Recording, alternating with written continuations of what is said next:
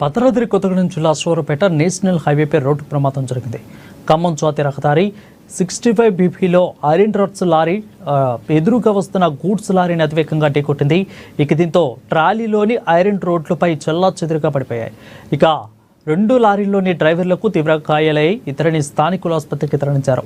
జాతీయ రహదారిపై iron rods అడ్డంగా పడిపోవడంతో హైవేకి ఇరువైపులా ట్రాఫిక్ భారీగా నిలిచింది.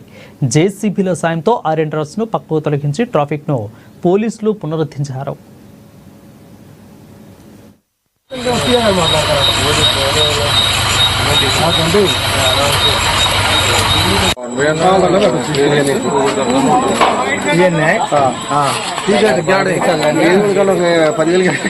తెల్లారిద్ది ఈ రావు కదరా అయ్యి